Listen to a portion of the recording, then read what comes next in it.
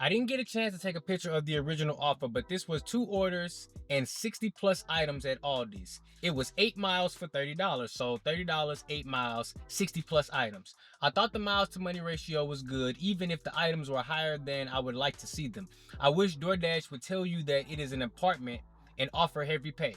I know they do heavy pay at like Walgreens, but not at Aldi's. Let me know if you are doing shopping orders at Aldi's and at Walgreens, and if you have been seeing that heavy pay on the DoorDash side.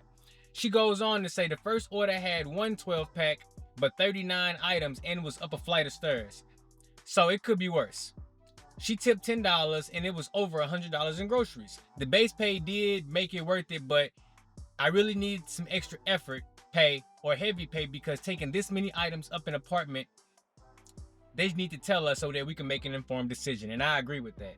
And she says, thank God I had a catering bag. But the second order, they tipped $6. It was a key code needed for the building. They was on the second floor. You had the walkaways for the elevator, then walkaways to the door, while carrying 12 packs of Coca-Cola and 10 other items.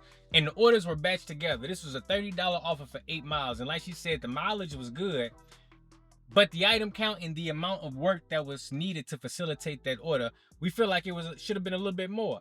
You see here, $30.40 in total pay, and DoorDash considers this a high-paying order.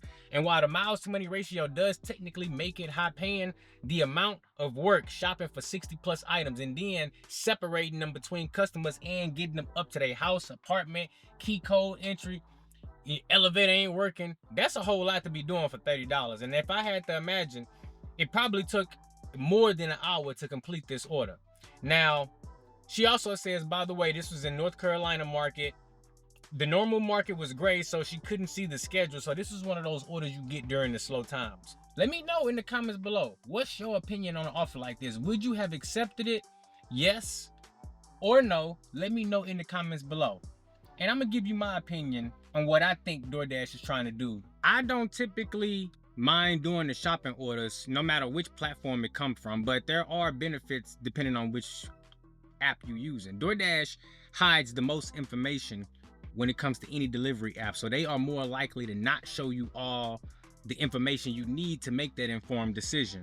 Now, Brooke is a A1 day one DoorDash driver. She got great stats. Check this out. We gon' just show you her acceptance rate, completion rate, and customer rating, because that's really what matters. 79%, 100% on the completion rate with a 4.98. So this ain't no brand new dasher we talking about. This is a stand-up dasher right here. Great stats. And the thing is, DoorDash don't care.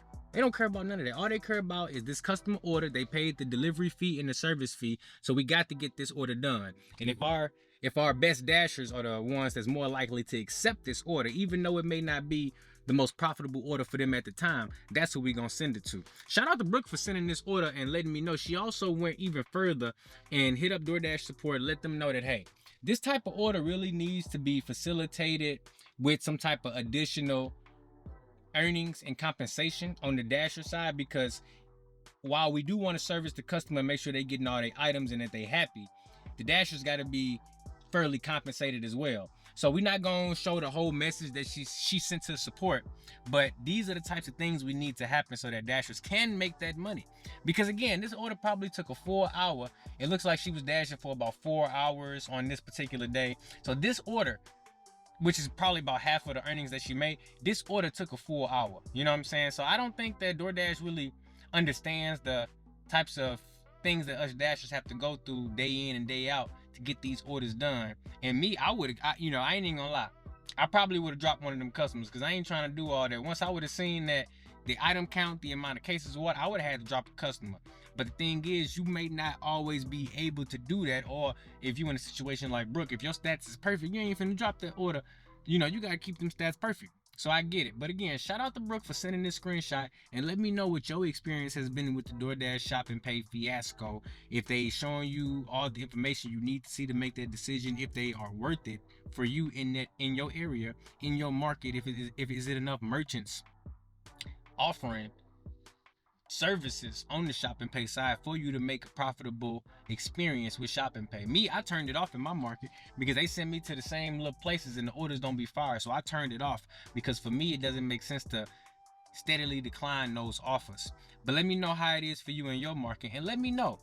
$30, 8 miles, 2 customers. Would you take an offer like that? One good thing did come out of this situation. Brooke was able to get an additional $2 by contacting DoorDash support and kindly letting them know the status of the situation, how she felt, and what was going on, and how they can potentially do better in the future as far as taking care of the Dashers. Because look, she got an additional $2, and it ain't nothing to write home about it. It's only $2 on top of what she got, but it just goes to show you that if you don't speak up, nothing will happen. Now, me personally, I think they could have probably threw an additional $10 on top of that.